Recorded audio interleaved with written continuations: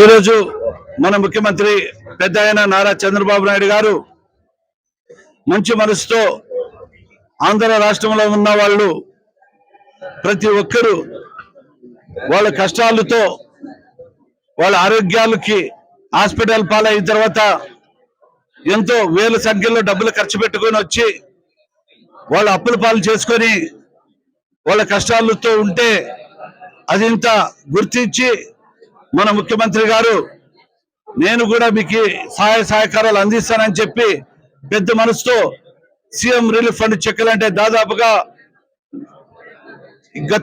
ఎంతో మంది ముఖ్యమంత్రులు ఉన్నారు, కానీ ఈ సహాయ సహకారాలు అందించే ముఖ్యమంత్రి మనసున్న మంత్రి అంటే ముఖ్యమంత్రి అంటే ఒక నారా చంద్రబాబు నాయుడు గారికి దక్కుతుందని చెప్పొచ్చు.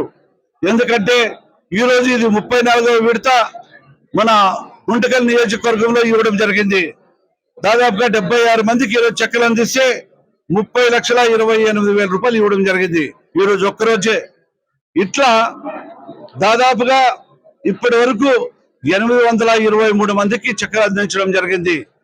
823 మందికి చెక్కులు గాను 5,16,00,000 రూపాయలు ఈ రోజు సీఎం రిలీఫ్ ఫండ్ చెక్కులు.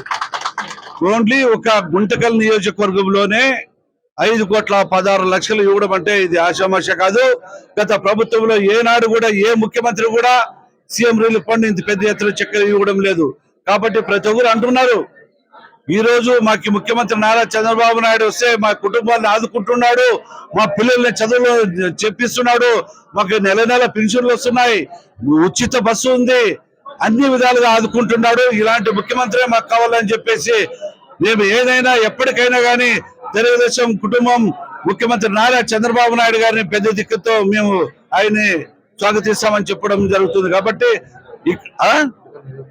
ప్రతి ఒక్కరూ ఈ గుంటకల్ నియోజకవర్గం ప్రజలందరూ కూడా తెలుగుదేశం పార్టీ అంటే ఎంతో అభిమానంతో ఉన్నారు. కాబట్టి మరి మీ అందరూ కూడా మన ముఖ్యమంత్రి నారా చంద్రబాబు నాయుడు గారికి ఎల్లవేళలా ఉంటారని ఇక్కడికి వచ్చిన ప్రతి ఒక్కరికి పేరు పేరు నా హృదయపూర్వక ధన్యవాదాలు తెలుపు. ఒక ముఖ్య విషయం, గత పాలించే ప్రభుత్వం కావచ్చు, ఎమ్మెల్యేలు కావచ్చు, వాళ్ళు ప్రెస్ మీట్ పెట్టి ప్రెస్ మీట్లకే అంకితం అయిపోయినారు.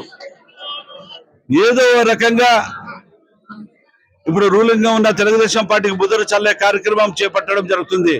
వాళ్ళకి ఏమంటే ఏం పనులు లేవు, కేవలం 175 సీట్లు 11 సీట్లు గెలిచి వాళ్ళు ఇంటికే పరిమితమై, ఓడిపోయిన వాళ్ళు ఇంటికే పరిమితమై ఈరోజు మీడియా ముందుకు వచ్చి ఈ ప్రభుత్వం ఏం మేలు చేయలేదు, అభివృద్ధి లేదు అంటున్నారు. నేను మీ అందరికీ గత పాలకులకు చెప్తున్నా, అభివృద్ధి అంటే ఏ రాష్ట్రంలో 29 ఉన్న రాష్ట్రాల్లో ఎక్కడ కూడా మన ముఖ్యమంత్రి నారా చంద్రబాబు నాయుడు గారు పెద్ద అయిన 5 కోట్ల ప్రజలకి మంచి చేయాలని సూపర్ 6 పథకాలు పెట్టి ఎంతో మందిని అవ్వా తాతల్ని కావచ్చు, వికలాంగులు కావచ్చు, కిడ్నీ పేషెంట్లు కావచ్చు, ఒక్కొక్కరికి పెన్షనే 4,000 రూపాయలు, 6,000 రూపాయలు, 10,000 రూపాయలు, 15,000 రూపాయలు ఇచ్చిన ఘనత అది మన ముఖ్యమంత్రి గారికి దక్కుతుందని చెప్పచ్చు. అది కాకుండా ఎంతో మంది బడుగు బలహీన వర్గాలు, నిరుపేద కుటుంబాల అక్క చెల్లెమ్మలు వాళ్ళు ఉచితంగా బస్సు ప్రయాణం చేయండి అని చెప్పి రాష్ట్రం మొత్తం పైన కూడా ఇవ్వడం జరిగింది. అది కాకుండా రైతన్నలకి సంవత్సరానికి 20,000 రూపాయలు ఇచ్చి ఆదుకున్న నాయకుడు మన ముఖ్యమంత్రి నారా చంద్రబాబు నాయుడు గారికి దక్కుంది. అది కాకుండా ఒక పక్క సంక్షేమం, ఒక పక్క అభివృద్ధి. మీరు చూడండి, గత పాలకులు చేసింది ఏ గ్రామాల్లో సీసీ రోడ్లు ఉన్నావా, డ్రైన్లు ఉన్నావా, ఇప్పుడు రోడ్లు చూడండి. ఇప్పుడే చూడండి, ఈరోజు గుంటకలు వదిలితే గుత్తికి 10 నిమిషాల్లో పోతున్నాం. గత పాలకులు ఇంతకుముందు ఉండేది ఇక్కడి నుంచి గుత్తికి పోయి ఒక గంట టైం పట్టేది. ఇది అభివృద్ధి అంటే మీకు కనబడదా అని చెప్పి మీకు చెప్తున్నాం. అది కాకుండా ధర్మవరం గేట్ చూడండి, ఎక్కడ చూసినా సీసీ రోడ్లు చూడండి, ఎక్కడ చూసినా అభివృద్ధి అంటే ఈ తెలుగుదేశం ప్రభుత్వం మా ముఖ్యమంత్రి నారా చంద్రబాబు నాయుడుకే దక్కుతుంది. కాబట్టి వీళ్ళు కళ్ళు బుల్లుల మాటలు నమ్మే పరిస్థితిలో లేరు.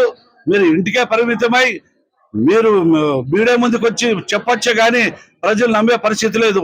మీరు బాగా చేసింటే 151 సీట్లకి 11 సీట్లు ఎలా పడకపోతుందా అని చెప్పి నేను అడుగుతున్నా.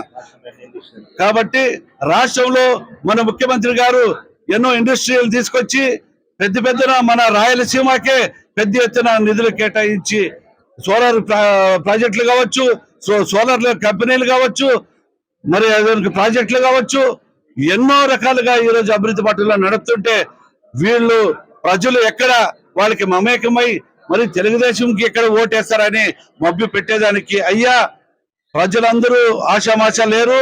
ప్రజలందరూ కూడా సుఖ సంతోషాలతో ఉన్నారు. ఈ 2 సంవత్సరాల్లో ప్రజలకి చేసిన సేవలే వాళ్ళు గుర్తించి మరొకసారి బుద్ధి చెప్పే రోజులు కూడా ఉంటాయి. మీరు పగటి కళ్ళలు కన్నలే కానీ ఈ వైఎస్ఆర్ కాంగ్రెస్ పార్టీ ఎప్పుడు కూడా ఇంటికే పరిమితం అని చెప్పి ఈ సందర్భంగా మనం చేస్తున్నా.